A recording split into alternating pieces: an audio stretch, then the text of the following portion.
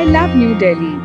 I love the central vista of New Delhi because it is both grand and human at the same time.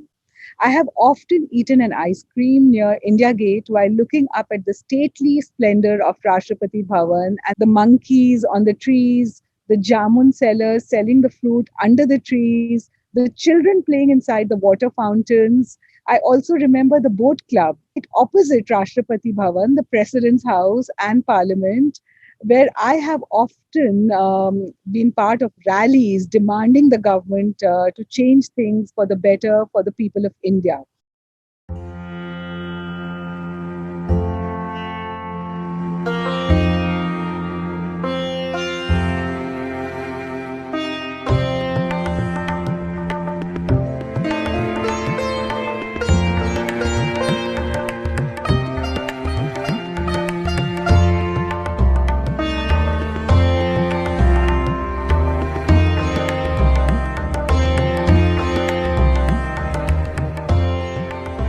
And this is how democratic India evolved over the years.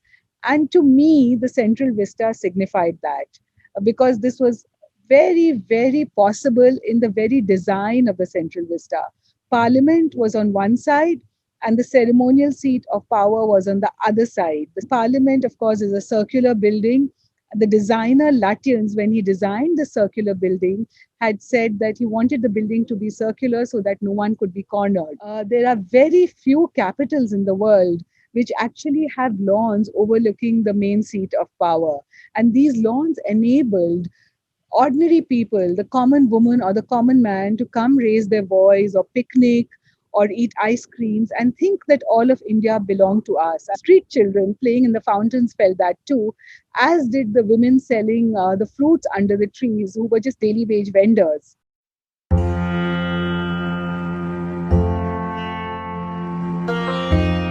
I think this design was, of course, as we all know, made by a man called Lutyens, a British architect who was given the commission to design Imperial New Delhi. He was also influenced by a feminist suffragist called Gertrude Jekyll. When she was 45, she wanted a home of her own. She bought some acres of land near her family home and she commissioned Lutyens, who was in his 20s, to design her home, and she designed the gardens around it. This led to a partnership over decades where the two together designed the most beautiful gardens and homes of England, more than 400 gardens and homes. And Lutyens had to learn from his mentor, Gertrude Jekyll, that the stately must be juxtaposed with the human, the grand with the ordinary, and then the two would offset each other and enhance the strength and the beauty of each other. And this is precisely what Lutyens did in designing the Central Vista, because at one end you have Rashtrapati Bhavan, and then you have the North Block and the South Block, which are all the ministerial buildings. And then perpendicular, you have Parliament. Down the end of the road, the vista itself, you have India Gate, which houses the eternal flame for soldiers who have died fighting for independent India and previously for imperial India. Princely buildings have been converted into public buildings, which are now used for museums.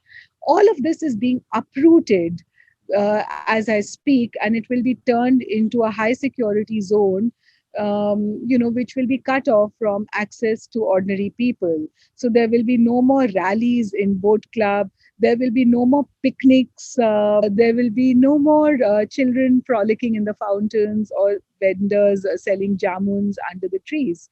It will become inaccessible. And it will represent an India which is slowly losing its democracy, but also losing its humanity. Everything is going to be dehumanized as the lawns vanish, as the trees vanish. And I worry about this, even as I want all of us to hold the idea that the dreams that feminist suffragist Gertrude Jekyll had will live on. They lived on silently through Lutyens, who was designing for Imperial India. Imperial India is no more. They lived on through democratic India, and they will live on beyond the fascist architecture and authoritarian architecture which is being imposed on us. After all, Gertrude Jekyll fought for something which she did not perhaps see in her lifetime, the right to vote. She embroidered a beautiful banner which women used with roses as they marched fighting for the right to vote. A friend of hers who was the sister of Latien's wife. Latien's wife, Emily, was also a suffragist and a theosophist. And Latien's wife's sister, Constance, was an ardent suffragist. She went on hunger strike. She was jailed. She refused to give up on the hunger strike. That affected her heart, and she had a heart attack and died. But today we do have the right to vote. So there is always a silent stream for equality and justice which goes through everything. So even as the central vista is being destroyed, the jamun trees have already been uprooted. Some of the museum buildings are already being demolished. The children's park will go, the boat club will go, the lawns will go. Circularity of parliament will also go, and there might be some triangular nature of power which will be imposed on us.